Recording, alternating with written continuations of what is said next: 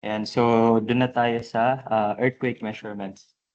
Okay, ayan, so video muna.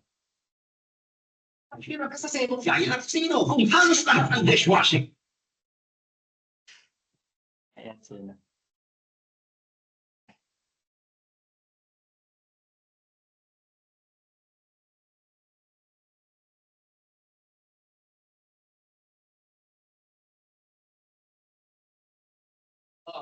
Since the motion of a P1 body waves from distant earthquakes travel a curving path through the earth. As a result, they arrive at seismic stations from below.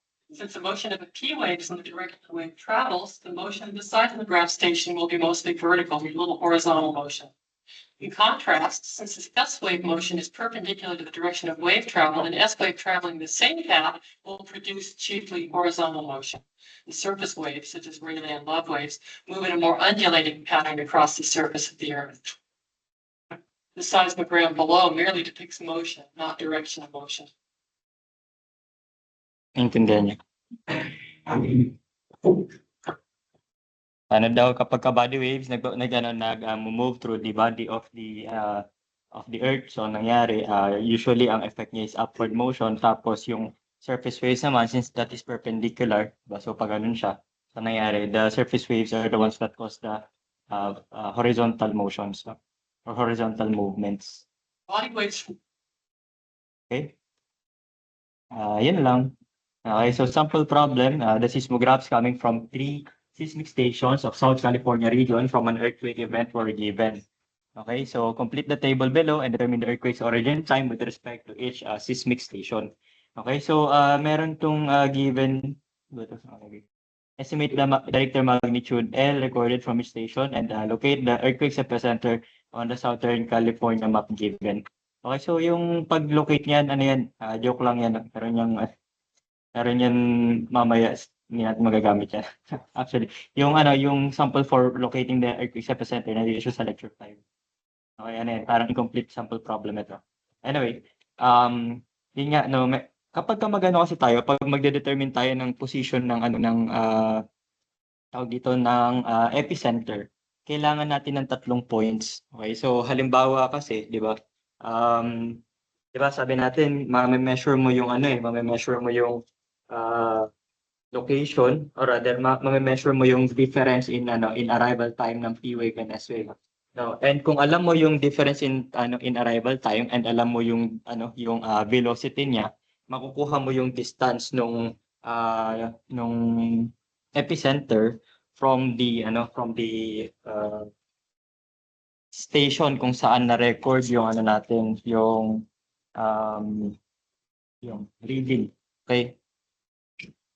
Ngayon, meron kang distance, halimbawa, dito yung seismic station mo. Okay, alam mo halimbawa by calculation, by the data provided to you, no, by the reading sa seismogram, etc.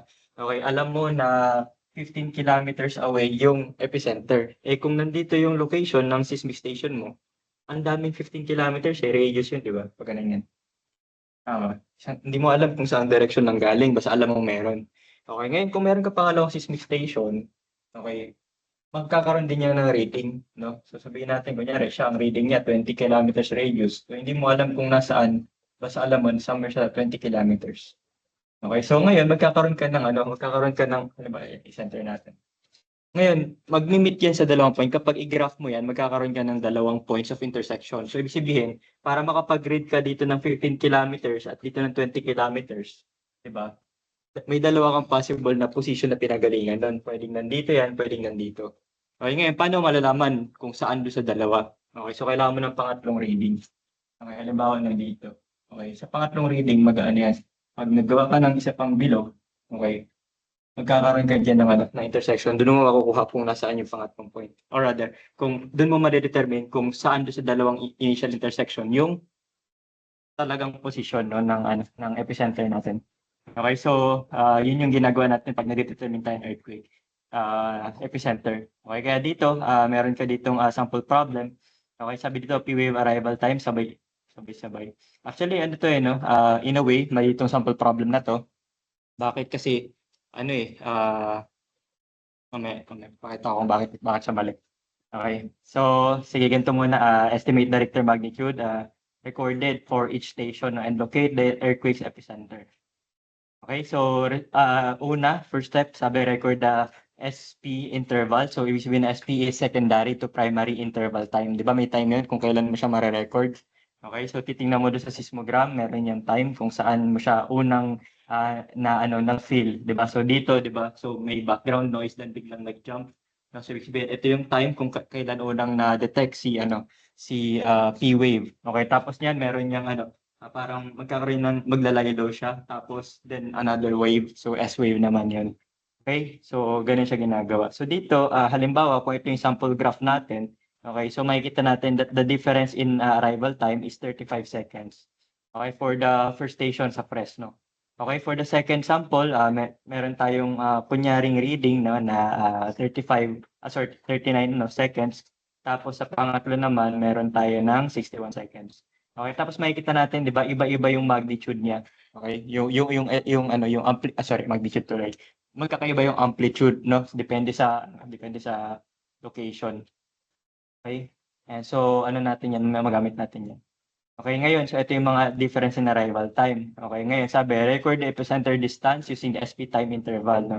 Then record the P wave and SA travel time. Okay, the origin time can also be determined. Okay, so dito makikita natin na halimbawa doon sa 35 seconds, no. Ayan, kung meron tayong 35 seconds, meron tayong plot na dito ng distance to time plot. And so for 35 seconds, okay, ganong kalayo yun. Okay, kung 35 seconds yung difference niyan, okay, an equivalent distance nung epicenter doon sa seismic station natin. Okay, so ganyan, gagawin natin. Actually, kukunin mo 35 seconds, diba? Kunin mo to sa ruler, tapos ihahanapin mo kung saan yung part ng plot na nandoon yung difference. Okay, so makikita mo dito, meron kang tatlong plot. No? Meron ka dito ng natakpan to eh. P wave ito eh. Okay, P wave, ito yung S wave. Ngayon, kapag pinag-minus mo yan, ito yung pangatlong plot. Okay, pwedeng gawin mo, tingnan mo na lang siya dito. Okay, hanapin mo yung 35 seconds, diba? Ito 35 seconds, ito yun. Okay, so gano'ng kalayo siya dito. Okay, yung reading, syempre hindi yan saktong-sakto, di ba? Approximate yan. Okay, sa tunay na buhay, pwedeng magkakaiba tayo ng reading, yung exact reading lang, pwede magkakaiba. Okay, so sa sa exam, syempre acceptable naman yung konting differences, di ba? Huwag lang yung nakalagay dito, 345, tapos nasagot mo 600, di ba? Sobrang layo naman. Yung lang, kunyari, 345 ang tamang sagot, pwedeng sagot mo 340, 350, di ba? Kahit hindi sakto, okay lang, kasi sa tunay na buhay, hindi naman talaga sakto yun. Okay? Ayan. So, 35 seconds yan. Okay, ngayon kung wala to, ang gagawin mo is, hahanapin mo to, itong part kung saan 35 seconds yung difference ng lower and upper. Okay, yun yung pangalawang method. So, same din yan. Kapag ito yung plinat mo po, makuha mo 345 din. Okay, so yun yung yun yung reading dun sa first station.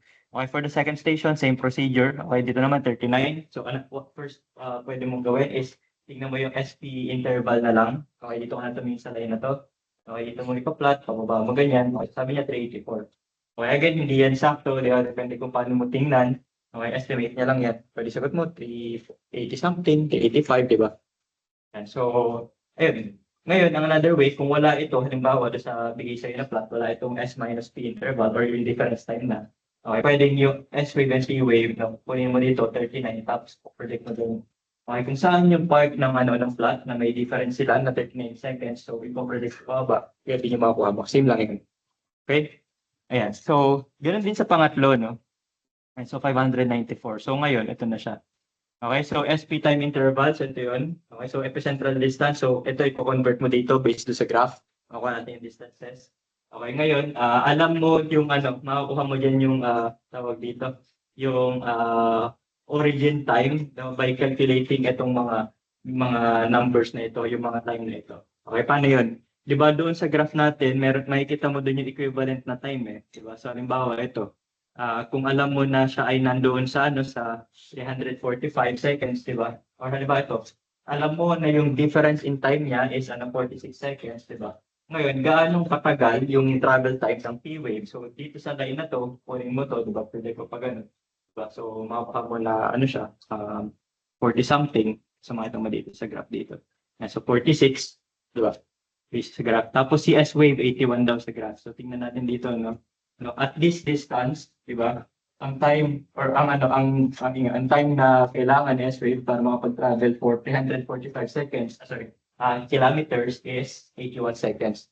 No, ito si P-Wave at si S-Wave, no? Based sa graph. Yan, graphical method siya. So ano lang, ipa-plot mo lang, no? Titingnan mo lang yung graph niya. Okay, halimbawa naman dito for 384 kilometers, no? Saan siya tatama? Okay, ito yung graph ng C-Wave, ito yung graph ng S-Wave. Sa P-Wave, lumagpas ng konti sa 50, so estimation 51. Okay, for S-Wave naman, nandito na siya sa dulo, no? So, sumakto siya doon sa 90. So, ano siya? 90 seconds. Okay, ganun din dito, na paulit-ulit lang, same procedure lang siya. Okay, so ito yung mga na-record natin, no? 51, 90, tapos sa pangatlo, 80 and 141. Okay tayo doon? Ngayon, kung sabi dito, alam natin yung arrival time niya. Okay, so arrival time. So, P-Wave daw, sabi ang arrival time niya daw ay 9 o'clock. Okay, dito, same lang, no? 9 o'clock silang lahat. Okay, so kailan daw nag-originate yung quake? Okay, so paano mangyari yun? So, makalculate mo dito, di ba, paano yun? Kung 9 o'clock to, ang time na kailangan ni P-Wave para makapag-travel is 46 seconds. So, kailan nangyari yun? Siyempre, 46 seconds before ng 9 o'clock, di ba? So, 9 o'clock minus 46 seconds, that will be 8:59:14. Okay, ngayon, ito 9 o'clock din. So, kailangan niya ng 51 seconds to travel, edi 8:59:09, di ba? Yan lang, di ba? Parang logical lang. Okay, so kung ito 80 seconds, so minus 80 seconds, pakuha mo ito. Sige ngayon, bigay tayo incentives. No? Okay, so, ano to, +5 dun sa unang quiz. Okay? Bigyan niyo ako ng magandang tanong. Okay. Itanong niyo sa akin yung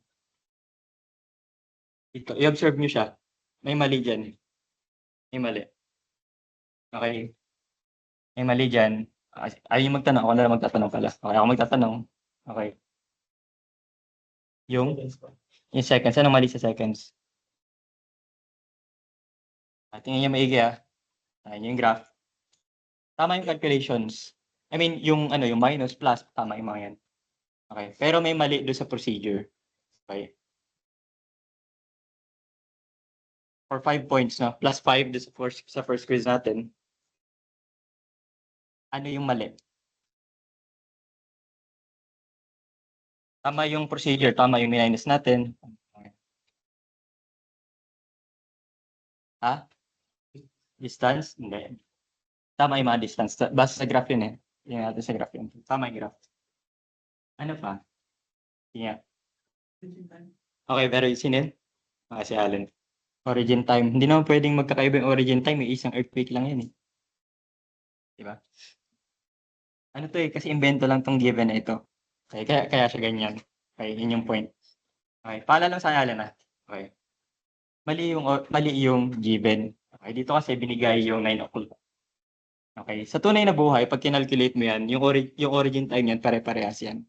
Okay, magkakaiba to. Kasi imposible naman na yung P-Wave sabay-sabay mong na-record sa iba't ibang station. Di ba? Ano yun, magkakasame sila ng location from the epicenter. Hindi di ba?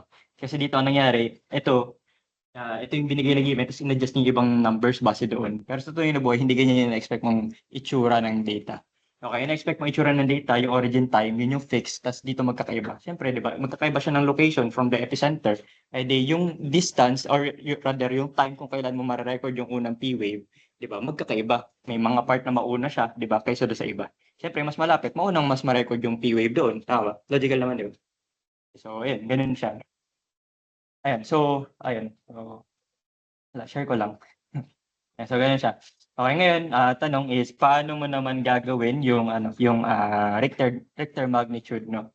And so, last time meron tayong calculation, no, yung depende sa amplitude niya. Okay, so meron tayong another procedure, which is ito yung kung meron kang maraming reading, okay, pwede mo siyang makalculate eh. Okay, so meron ka ditong graph, okay, may scale ka diyan.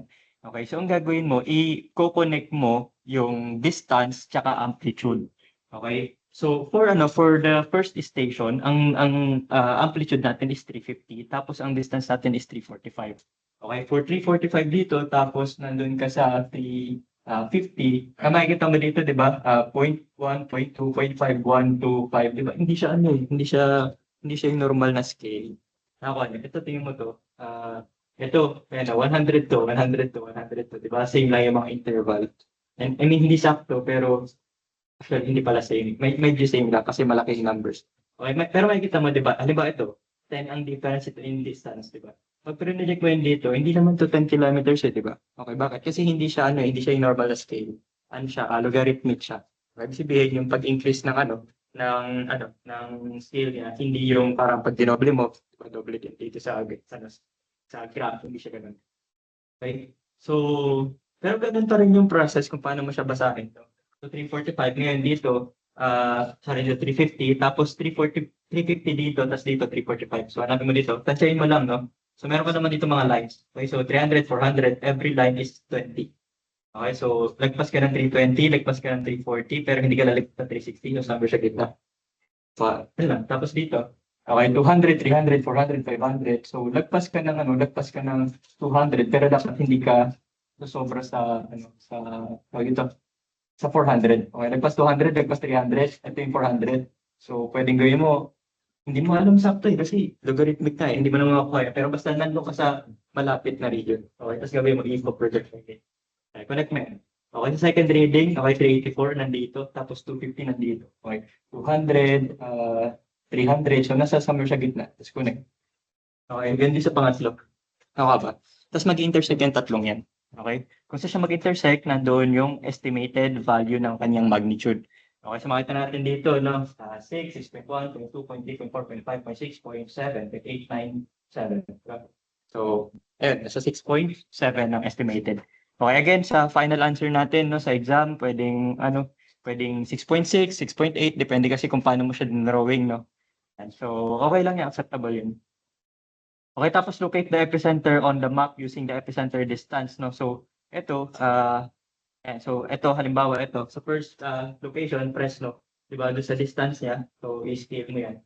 Diba? Kunyari, ipa-plot mo, no, gagawa ka ng radius na 345, tapos ito, 384 ang radius. Diba? Tapos, doon sa pangatlo naman, ayan, so, ayan, yung pangatlong station natin sa Phoenix, no? So, 394. So, makita mo, ito yung una, diba? Alam mo lang yung layo. Hindi mo alam para sa location. Okay, kapag meron kang pangalawang station, makikita mo na mag-intersect siya sa pangalawang point, sa dalawang points. So, pwedeng nandito nang galing or pwedeng nandito man nanggaling. Okay, so para malaman mo kung saan dun sa dalawa, kailangan ng pangatlo.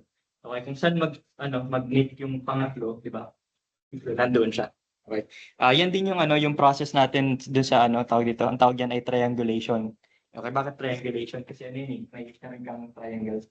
Okay, so, okay. Gagawin natin doon sa mga joints, no, or doon sa mga points, no, doon sa mga corners ng triangle natin, gagawa ka ng mga bilog-bilog kung saan mag-meet yung tatlong bilog na yun. Nandoon yung location ng hinahanap natin. Ito yung triangulation na sinasabi. Right, tama, triangle. Diba, kapag kami mga walang bagay, walang katawan, gano'n. So, triangulation. Okay tayo doon. Simple lang. Okay, again, paano yun? Kunyari, mag-i-exam ka na or mag-i-quiz ka. Okay, ano yung na-expect mo? Paano masabi na, uy, medyo tama yung ginagawa ko Dapat yung origin time ay pare-parehas. Okay, so, ako naman yung gagawa ng tanong, no? So, gagawin ko yun in a way na pag kinumpute mo siya, pare-parehas yung origin time. Ngayon, kapag may mali kang origin time or meron kang hindi parehas doon, baka may mali ka. Okay? And so, paano natin kukunin yung epicenter? So, kanina may sample pero lang yun, no? Parang medyo kulang. Okay? So, paano yan? Para daw makuha natin, kasi kanina pinakita niya lang, so meron kang graph, di ba? Tapos may distance ka na, tapos yun na, di ba? Sabi, okay. Okay. Paano yun? Ganito na lang. Okay, so, kapag may mga ganito tayong problem, usually binibigay sa atin yung mga data katulad ng velocity ng P wave tapos ng S wave. Okay, tapos syempre P wave mas mabilis, so mas maaga siyang makakarating, so mas mabilis siya. Okay, so VS, velocity ng S wave is less than the P. Okay, so both originate at the same place, the hypocenter. Okay, so they travel at the same distance. Okay, but the S wave takes more time kasi nga mas mabagal siya. Okay, so paano mo makuha yung time, 'di ba? So alam mo 'yun, 'di ba? Sabi mo sa physics mo, velocity is distance, 'di ba? Over time. So, S2 kasi S-wave, di ba? Kapag P, edi P-wave. Ayun, TP, DP, yung, parehas naman sila ng D. Walang subscript yung D kasi parehas naman sila ng distance sa tinravel. Okay, ang may subscript is yung time kasi magkaiba sila ng time, magkaiba sila ng velocity, so may subscript din yung velocity. Okay, ngayon, paano makuha yung distance? Yung time. Rather, tama, distance nga. Paano makuha yung distance? Eh di sabi, alam mo yung time, di ba? Yung mare-record mo doon sa, sa seismogram mo. Okay, alam mo yung time difference. So, ito yun, TS minus P. TP. Okay, ngayon, saan equivalent ang time? Di ba? Sabi mo, time is distance over the velocity. Di ba? Pag in-algebraic manipulation mo to, ito mapupunta sa numerator, ito mapupunta sa denominator, di ba? Mangyari, time is equal to distance over velocity. So, kapag pinag-minus mo yung time para sa, para sa secondary, di ba? Secondary and sa primary wave, makuha mo to. Pwede mo i-factor out yung D.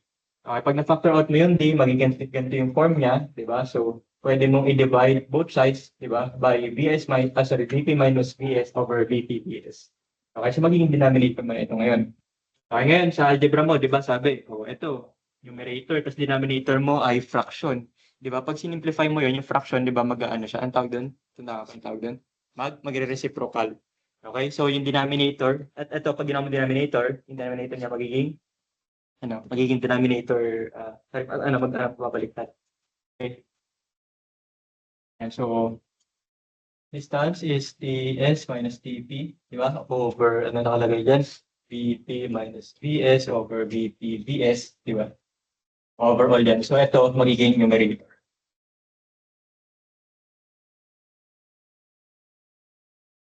Yan lang, simple. Hindi mo kailangan sa uluhin, ha? Bakit, ba't hindi mo kailangan sa uluhin? Kaya may derive yan, di ba? Naintindihan mo naman, di ba? Na pinagalingan niya, TS minus TP, tapos inalgebra mo lang. Kasi kung sa uluhin mo, di bala ka sa buhay mo. Pero pag may nalimutan kayo sa ganun, wala na. Wala nun. Okay.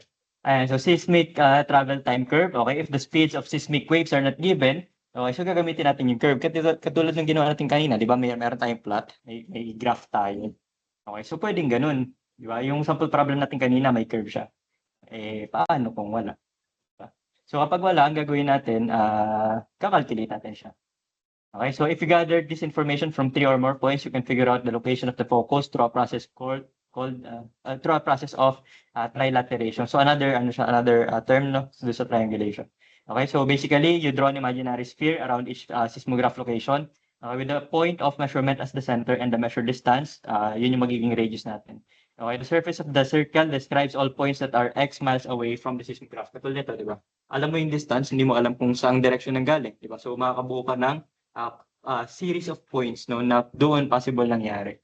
Okay, ngayon, kapag mayroong tatlong data, yun nga, magko-connect yan, magmi-meet silang tatlo doon.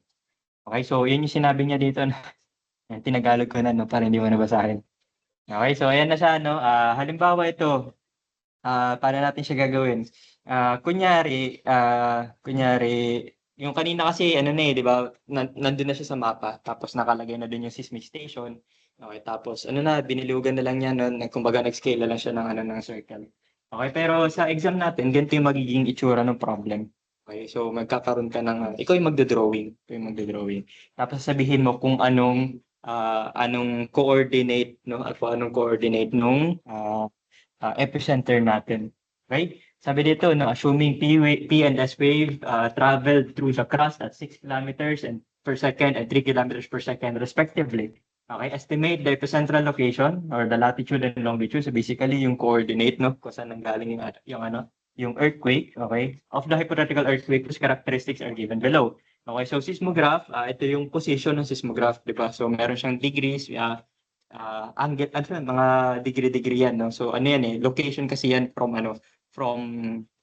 doon sa reference natin. Di ba sa globe, di ba? Nakikita mo, di ba may mga ganun yan? Yeah. Yung mga latitude, longitude, tanda mo yun. Yeah. So, yan. Okay, hindi natin yan kinukuha in terms of distance. Kino-convert natin, kinacalculate natin. Equivalent distance. Okay, pero kapag sa mga coordinates, ginagawa natin, naka-angle-angle yan. Okay, nangyari dito, halimbawa, kung ito yung tawag dito, halimbawa, wala pa. Ito yan, nangyari. Ito yung yung pangalan, yung gitna kalimutan ko. Equator. Okay, so from the equator, di ba, kapag kukunin mo yung cross-section yan, di ba, yung equator mo, meron yung angle eh. Di ba?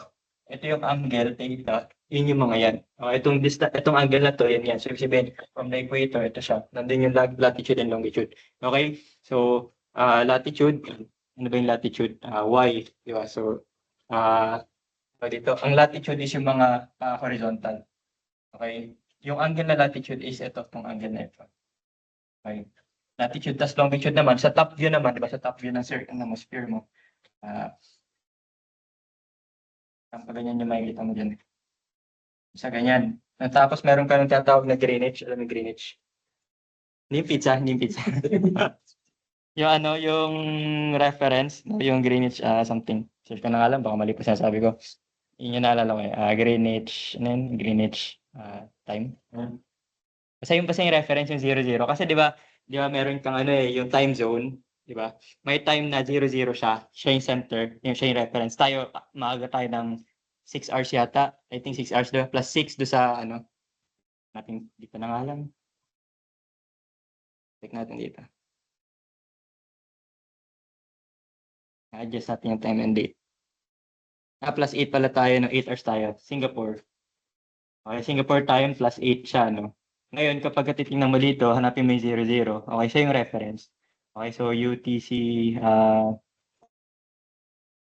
nakalagay dito? Amsterdam, ESCO 00. Wala nakalagay. Kaya hanapin mo, Greenwich.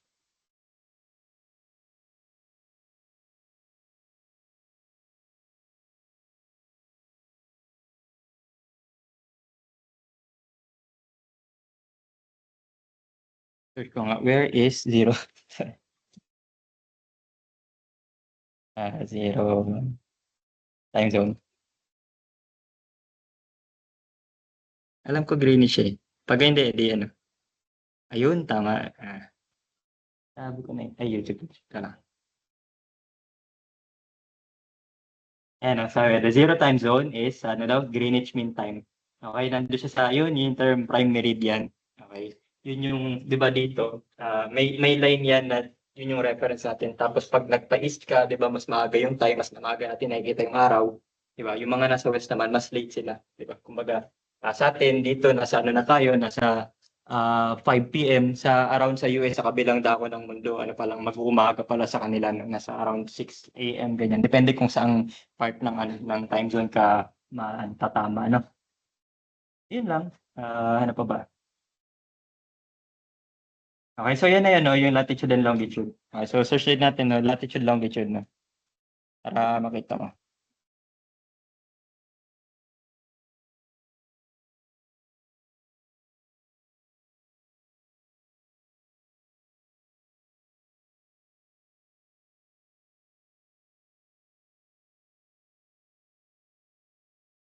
So sabihin natin dito, latitude, ayan. So ito yung mga lines na yan. Okay, yung angle na binibigay natin is yung coordinate from the equator. Okay, yung longitude sa top view naman na makikita, ito yung mga line na pa vertical. Okay, yung angle from, kunyari, kung ito yung prime meridian, yung angle in degrees from the prime meridian papunta doon sa kabila. Yun yung ano, yung pinapakita doon sa sample problem natin. Ano? So, ayan siya. Tapos, given tayo ng, ano, ng arrival time, so paano mo siya gagawin? Igagawin mo yung drawing. Mag-drawing ka. Okay, so sabi dito, halimbawa, diameter of the Earth is 12,720. Ano yan, tawag dito? Kapag ka nagka-calculate kasi tayo, syempre hindi mo naman alam yung saktong-sakto, di ba, na tawag dito, na diameter ng Earth, no? So kapag ka, ano, ang ginagawa natin, ina-assume natin siya ay nasa, ano, 6,400 kilometers yung radius niya. So kapag tinimes mo yun, makuha mo yung diameter, so that will be 12,800. No?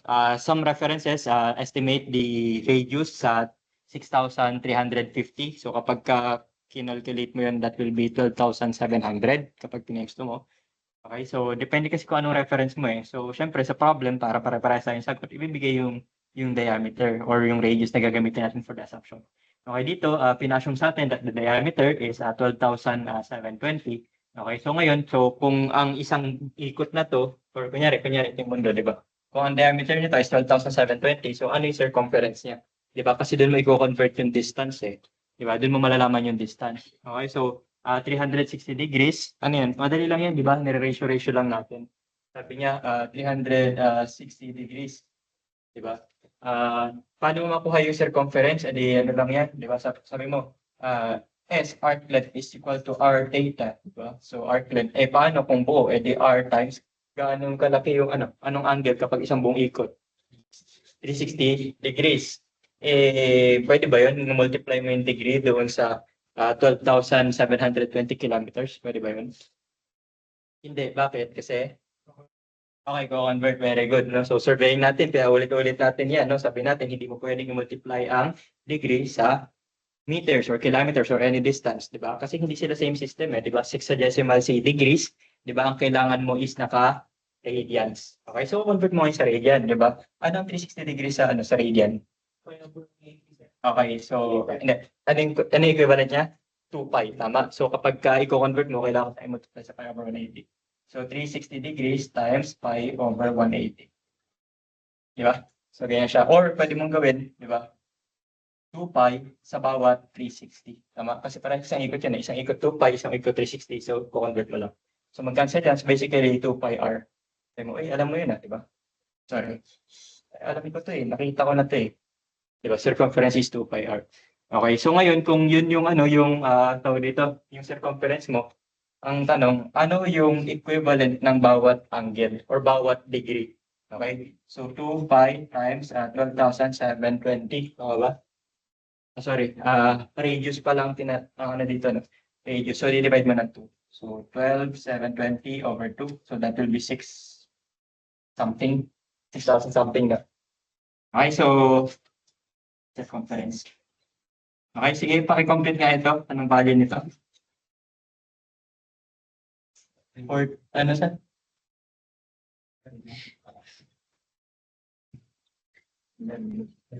Anong value? 3, 39, 961 kilometers. Okay, yun yung circumference. Ngayon, ano yung angle or ano yung distance ng bawat 1 degree?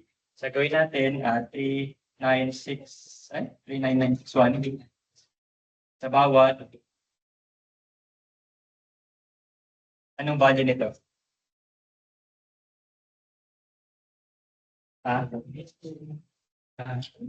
Divide mo ng 360. 39961 over 360. Ayun o. Yun. 1 degree daw is equal to 111 kilometers. Doon siya nakuha. So, kaya kayang intindihin kung paano nangyari. Ginawa mo lang gano'ng kalaki ba to? Gano'ng kahaba daw isang bilog. Okay, tapos divide mo ng 360 degrees. Yun. Makukuha mo yung equivalent ng 1 degree. Kuha? Okay, so at latitude of 37.5, longitude daw natin is 111 point something. Sorry, 111 cosine 37.5 sabi mo. Paano nangyari yun? At gano'n. Diba? So, tawag dito. So, paano nga nangyari yun? Tingnan mo saan? May figure yata dito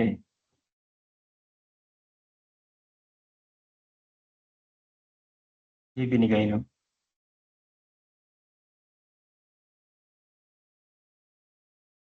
Wala yung reference natin. Okay, so anyway, ayan. So ano kasi yan meron kasing figure yan. Okay, ito kasi, yung mako-compute mo na yun ay para sa latitude. Okay, ngayon kapag kasi depende kasi, di ba, halimbawa ito side view. Di ba? Tawag dito. Itong part na ito, di ba diameter? Di ba? Ngayon, yung itong itong part na ito, okay, yan yung mo, yung sa latitude, yung makikita mo sa top view, di ba siya, nagbabago kasi yung distance nito. I mean ito, di ba? Ito, equator. Ito yung may 111 sa bawat degrees. Diba? Bawat 1 degree. Tingnan mo to, kung mag-cut ka dito ng plane, di ba hindi naman magkasing laki to, tsaka ito. Okay, so ibig sabihin, yung bawat 1 degree nito, mas maliit ng konti. Di ba? Dito na lang, di ba? Exaggerate natin dito ka mag-cut. Obvious naman siguro na yung circumference dito, pag nag-cut ka, di ba? Yung itsura, yung laki ng circle na makukuha mo kapag dito ka nag-cut is less than dito. Okay, so paano mo yung makukuha? Meron kang triangle dito. Okay, so makukuha mo, no, imbis na ito yung magamit mo, imbis na yung radius doon sa equator, di ba, ang mga gamit mo is ito lang, di ba? Itong horizontal projection na ito. Nakuha? Kaya ang mangyayari dito, depende sa angle na gagamitin or depende sa given na angle dito.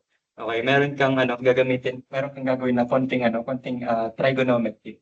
Okay, so imbis na yung nandito, di ba, ito yung yung initial na radius mo. Ang mangyayari, di ba, meron kang angle, magiging siya r cosine angle. Okay? Kaya ang mangyayari, para makuha yung sa latitude, imbis na diretso mo magagamit yung 111, actually hindi 111 kasi mas maliit yung diameter nun pwede rin radius. So mas maliit yung radius doon sa part na hindi nakasakto sa equator. Okay, in this case, ang latitude natin ay nandoon sa 37.5. So ibig sabihin, from the equator, medyo mas mataas siya ng konti. So 37.5 yung gilid na ito.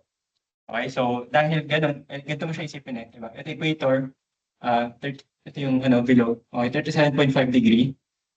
Diba? Dito sa part na ito, yung bawat 1 degree, diba? 1 degree, mas maliit yung mas maliit yung distance na makukover yun. Kasi mas maliit yung radius dito Tama. Ako niyo ba yung point ko? Pag tingnan mo sa top view, magkaiba siya. Mas malaki tong circle na to kaysa circle na to. Okay. Yun lang siya sabi niya dito. Okay, so doon sa sa latitude na sa latitude na 37.5 ang bawat distance doon sa kabilang direction is 88 kilometers so instead of 111. Okay, so ayan gagraph mo na siya ngayon So latitude, sabi natin latitude is yung y, 'di ba? Yung 'di ba sa surveying mo, 'di ba? Sabi mo departure and latitude. Latitude is the y distances. So ano siya? Yun yung angle dito. Yeah. Angle vertical. Okay, so latitude is the distance sa vertical. Okay, plus longitude sa kabilang direction. Okay, so sa latitude natin, sabi natin latitude fixed 'yan, 'di ba? Kasi ano siya? Tawag dito. Ganun tawag dito. Latitude natin fixed yan na 111 siya sa bawat part kasi yung line na yan. Okay, ngayon ang mag-iiba is yung mga kabilang direction. Okay, so around ang given sa atin is nasa around 37. Okay, so between 37 and 38 so ang mangyari mag-plot ka dito between 37 and 38. Okay, tapos 37.5 gitna niya. Tapos doon naman sa given dito, nasa range siya ng 121 to 123. Or dito sa kaysa to, ano siya? Lagpas siya ng 121.5, di ba? 121.5 is 121.30. 30 minutes, tama ba? Kasi DMS kasi siya. Okay, lagpas siya ng 121.5, pero hindi siya lagpas ng 122.5. Kaya niyo bang convert siya? Kaya niyo i-convert yan, di ba? Di ba? Sabi mo, divide mo lang na 60. Okay, so between siya ng 121.5 and 122.5. So dito, ganun gagawin natin. Okay, 121.5, 122.5. Okay? Sabi mo, sir, bakit Bakit ganun? Okay. Kasi siya meron siyang positive sign convention Okay, kapag kapag titingnan mo siya sa top view, okay, so pag niya ay positive, pag daw ay negative. For some reason, dito sa ginawa niya dito. Okay, so positive, so pag siya clockwise. Okay, so ibig sabihin, habang gumagalaw, tumataas yung degree, di ba? Ito yung prime meridian natin. Okay, clockwise. Yan, habang tumataas yung number, mas kumakaliwa siya. Longitude. Okay, so ngayon, calculate mo yung distance. So paano yun? Okay, so given ka ng time difference, And so, nandito yan. Actually, hindi ka pala given ng time difference. Given ka ng arrival time. Okay, para makuha mo yung yung time difference niya, di pagmaminusin mo lang, di ba? So halimbawa ito, 26.8 minus 18.93. Ito 'yun, yung 7.97. Okay, ngayon yung 7.97 na yan, meron yung equivalent na distance. Sabi natin, di ba, dapat ibibigay niya sa'yo yung yung velocity. Okay, so sige nga, try natin gamit itong formula na ito na dinerive natin, di ba? Makukuha mo to itong 47.8, paano yun? Okay, itong TS minus TP, ano yan? Yun yung nakalagay dito na 7.97. Okay, so try mo nga, 7.97 times 6 times 3 over 6 minus 3. Okay, kasi 6 to di ba? Sabi, VS, VP, ang P natin is 6, ito ay 3. So mayroon dito, 6 times 3, tapos dito 6 minus 3. Okay, try nga kung makukuha mo. Kasi pag di mo nakuha, Mali. Tama, di ba? Tama. Simple problem yan eh. At least ma-verify mo na ano na ganun siya ginagawa. No? Kasi hindi nakasulat dito, no? Hindi nakasulat. So, syempre, kung hindi ka nakikinig, di ba? Kunyari, nagpipindot ka lang sa ano mo, cellphone mo, di, sabi mo, oh, bakit ganun? Kulang yung solution. Wala, dyan. Kaya, kaya ko lang. Okay, okay. Ayan na, so makuha mo dito yung ano, yung distance from the epicenter. Di ba? Tapos, ano na ngayon? Okay, so, pa-plot na natin siya. Yung 6.90, ay 6 tsaka 3 nandun sa given, nandun sa pagka, 6, P wave, yan. Tapos 3 sa pagka S wave. So, ganun siya, no? Ayan, so, ganun din, para doon sa pangalawa at pangatlo, no? Ganun lang natin siya na-calculate. Okay, tapos, okay. Ngayon, sabi, tawag dito, seismograph 1, sabi, is at latitude 37.375, no? So, kapag i-convert mo yun sa degrees, di ba? Yan ay referred from the equator and the prime meridian. Okay, so sa graph mo, di ba, kung 37.375 yan, ibig sabihin, kung ito, siyempre, alam naman i-drawing mo yung buong, di ba, yung buong globe, di ba? So, doon lang tayo sa part na concern natin, maliit lang naman yan. Okay, sabi, 37.375 siya. So, kung ito yung plot, di ba, ito yung 37 degrees, konti lang, angat ka lang ng 0.375 degrees from the 37 degree line. I think 37 degree lines. Okay, so ngayon, paano mo kukunin yung distance niya vertically, di ba? So, gagawin natin, okay, ito yung, sabi natin, 111, di ba? Kilometer sa bawat degree. Di ba? So, and 111 kilometer per 1 degree. So, ilang degree daw? 0.375. No? 0.375 degrees yung distance niya from the 37 degree line. Sige nga, i-calculate niya 111 times 0.375. Ano makuha natin? 111 times 0.375. 41.625. Yun. Okay, so from dito, okay, so alam mo na, actually hindi mo pa alam na nandito siya, no? Kasi alam mo lang na nandito siya. Okay, hindi pa natin alam.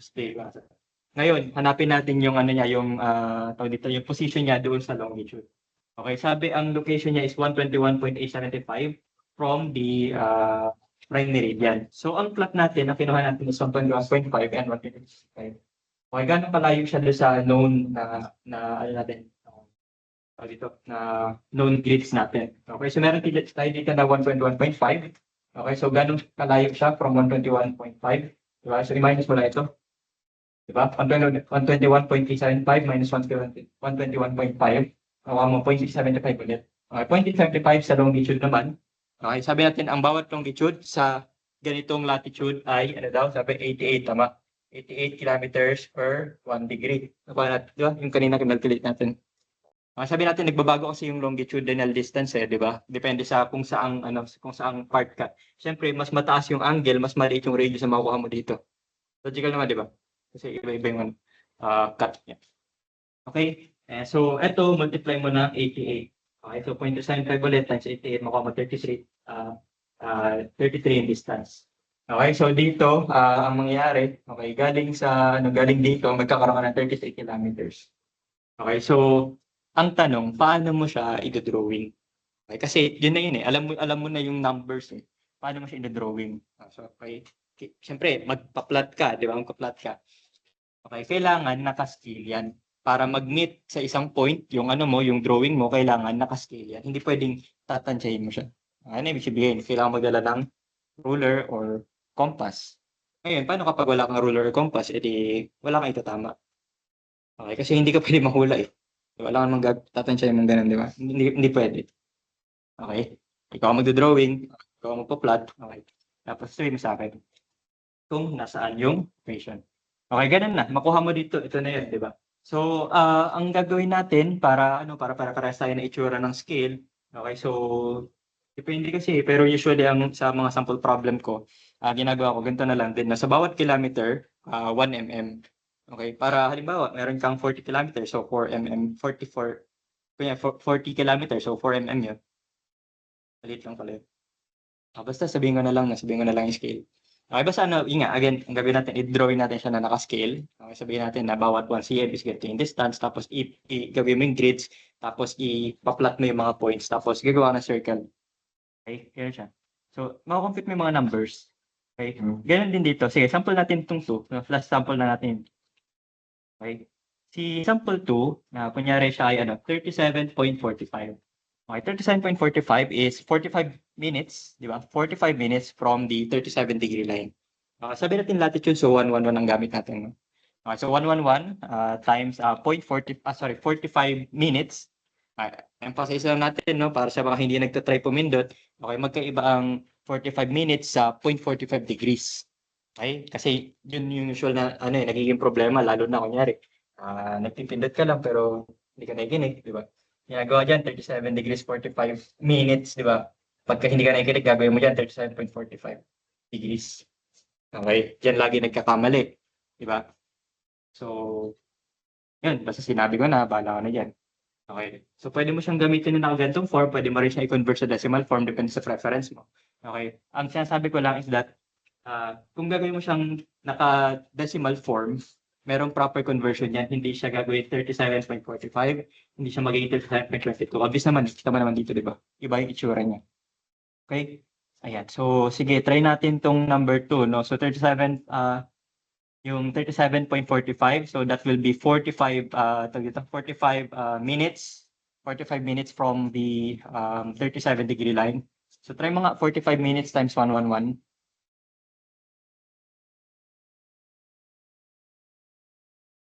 Okay, 45 minutes is 0.75, no? Yan. So, ganong kalayo yun? 45 minutes times 111. 83. Okay. 83 galing sa 37. So, 83 minus 55.5, yun yung list sa matitira dito. Try mga 83 minus 55.5. Ilan? 27. So, yun. Kuha. Okay. So, ganun lang din sa 3. Ngayon, dito sa kabila, ganun din. Ang pinagkaiba niya lang, instead of 111, di ba, sabi natin ang gagamitin mo is yung 88. Okay, again, yung 88 hindi fixed yun. Yung 111 ang fixed, no? Or, syempre, depende pa rin sa i-assume mo na diameter or radius, di ba? Pero yun, kumbaga kahit sa ang latitude, pare-pares lang yun. Ang nag-iiba is yung longitude kasi nga, mas lumiliit ang radius depende kung saan position siya doon sa globe natin, ano? So yun, ganun mo siya gagawin. So halimbawa, ayan na, no, dinrawing mo na siya, naka-scale yan. Okay, alam mo na yung specific positions niya doon sa drawing. Okay, so ngayon, gagawin mo, kukuha ka ng compass. Okay, sabi doon sa first station natin, okay, first station, the station 1, the epicentral distance or distance from the epicenter is 47.8 kilometers. Okay, so kung gagawin mo 1:1, 1 mm is 1 kilometer. So kukuha ka ng around 48 mm do sa ruler mo or sa compass mo. Tapos papaikutin mo yun. Okay. Tapos mabubuo mo itong mga tatlong bilog na ito. Okay, ngayon, makuha mo yung tatlong bilog na yan, minsan hindi siya nag-meet ng sakto, pero at least alam mo kung saan region. Kasi halimbawa, itong dalawang ito yun, di ba? Alam mo somewhere dito at somewhere dito. Ngayon, hindi mo alam ano dito or dito. Okay, so gagawin mo, gamitin yung pangatlo, ito yung pangatlo. Okay, so kung saan siya mas malapit, nandoon yung, yung epicenter natin. Halimbawa, medyo mas malaki yung radius niya, Kanyari, dito siya. Ito yung point. Okay, ngayon, sometimes hindi siya sakto, di ba? Kasi again, yung yung time kasi niyan, hindi seconds lang eh. So, pwedeng konting discrepancy ng reading, di ba? Depende sa kung sino nagbasa. Pwedeng iba yung maging sagot. Okay, so sometimes ganito yung nangyayari. Okay, so ang nangyayari diyan kapag hindi siya saktong nag-meet sa isang point, edi kukunin mo lang yung gitna tapos i-approximate mo yan. Okay. Ngayon, ito, di ba, alam mo na yung distance. Kunin mo yung ruler mo, i-measure mo yung distance na yun. Okay? Pag nakuha mo yung distance, pwede mo siya i-convert doon sa equivalent, no? Sa equivalent na position. Okay? Ito, sa case na to, ang latitude natin is 28 mm. Okay, ngayon, ang bawat degree is 111 kilometers. Tapos sa scaling natin, sabi natin per kilometer is 1 mm sa drawing scale natin. Kasi sabihin, yun na. So, anong angle yan, no? Ano yung angle na equivalent ng 28 kilometers or 28 mm sa drawing? So, ayan. Ito lang. Diba? So, 28 mm over 111. Okay. Kasi kanina, di ba, ginawa mo, di ba? Yung degree, di ba, kinonvert mo sa distance by multiplying yung kilometers per 1 degree. So, in this case, 111. Ngayon, ang gagawin mo naman, yung kilometers, convert mo sa degree. Baliktad naman, diba? Ibabalik mo siya doon sa degree, minute, second form. So kung meron kang 28 kilometers, sabi natin, 28 kilometers is 111 kilometers per 1 degree. Tama ba? Babaliktad rin mo siya. Okay? So ano siya, mag-unit analysis ka lang. Kung gusto mo siya i-convert, alam mo yung ano niya, yung fraction no, na nag-relate sa kanya, edi ganun mo lang gawin. Okay, kaya naging ganito siya. Kaya napunta sa denominator yung 111. Kanina numerator, di ba? Kasi gagawin mo siyang kilometers. Ngayon, denominator siya kasi gagawin mo siyang degree lang. Okay, so ang sagot natin is 37.7522 degrees. Okay, kailangan natin siya ipakita in degree, minute, second. So ito yung itsura niya. Okay, so marunong ba kayo mag-convert niyan? Kaya nyo i-convert? Try mo nga, 37.7522. Paano mo i-convert yan? Gagawin mo siyang degree, minute, second. Mano-manuhin mo yan, tama ba? Tama? Hindi, okay, very good. Hindi. Bakit hindi mo mamano-manuhin? Paano mo siya gagawin? May pipindutin ka lang dyan, no? Yung bilog-bilog dyan, degree, minute, second. Okay, kasi pwede mong gawin mano-mano. I mean, gawin mo, di ba, divide mo. Divide na tira, divide mo ng 60 seconds. Divide mo ng 60, makuha mo yung minutes. Tapos yung butal nun, divide mo ng 60 ulit, yun yung seconds. Pwedeng ganun, pero hassle yun, di ba? So, ngayon mo, i-type mo na lang yung decimal form, then pindutin mo yung yung button dyan. Alam niyo yung button na sinasabi ko? Okay, so good. Yun yan. So, magpo-convert yan mano-mano. Okay, ganun din yung gagawin mo doon sa kabila, no, sa longitude. Di ba? Tapos yun na, may assignment ka na ngayon, di ba? May assignment.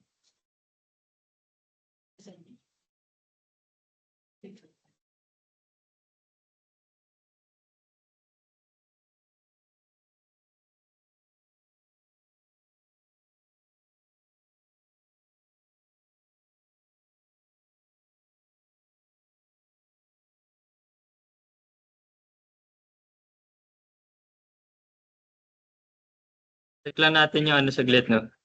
Syllabus.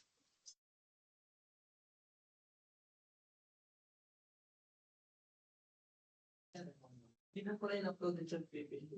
Ay, ganun? Talaga ba? Ano daw yung pag hindi na 88 yung long video, yung long video, tapos din 98 yung value, paano siya kukunin? Ganun din, same procedure. Ang mag-iiba lang yung value ng 88. Halimbawa, ang mo, latitude mo, 60. Eh, then gagawin mo, 111 cosine 60. And tapos makukuha mo yung equivalent niya. Yung kinosine mo, yung angle na plinagin mo doon sa cosine, yun lang yung magbabago. Tapos yun na, mag-iba lang yung scaling. Ang mangyayari nun, kapag ka medyo mas mataas yung angle, yung itsura niya, di ba? Halimbawa, ito yung puro, ito yung 111. Pwede mangyari, yung vertical angle mo na ganyan, yung mas mga ganun. Kasi mas maliit yung radius, no? Doon sa mga higher or lower part ng globe. Hindi ka rin lang mag-iba dyan. Oo, tapos yun na, yung scaling na. Yung convert mo lang yan. Hindi naman siya mahirap eh. Ano lang, kailangan mo lang maintindihan yung process.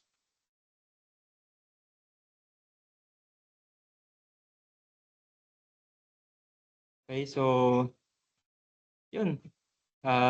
Sabi nung sabi ng syllabus natin, ano na tayo, no? Tapos na, sabi niya, tapos na. And tapos na tayo sa locating the epicenter. So, ibig sabihin niya kasunod yan, uy, ano na, exam ka na. Mag-exam ka na next week. Third week, no? Ang aga. So,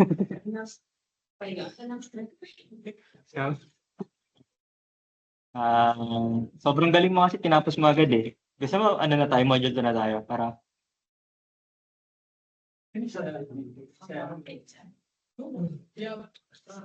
sige, question. Naka-upload na yata siya, hindi ba? Check nyo ngayon. Meron. Kulang pa. Hindi upload ko. Hindi hanggang 9 na yun. Hindi ako, na-like ko. Pero yung 9 yung last lesson po. Na-upload ko lahat. Yan na yun. Kasi nakita mo, gusto mo tapusin na natin hanggang module 3? Kasi andito na tayo second week third week, ubusin natin to. Tapos fourth week, andito ka na. Tapos na. Yun na yun.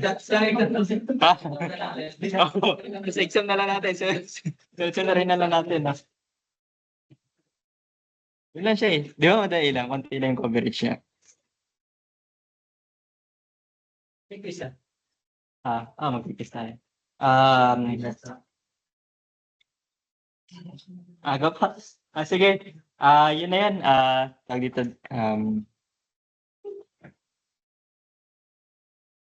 and so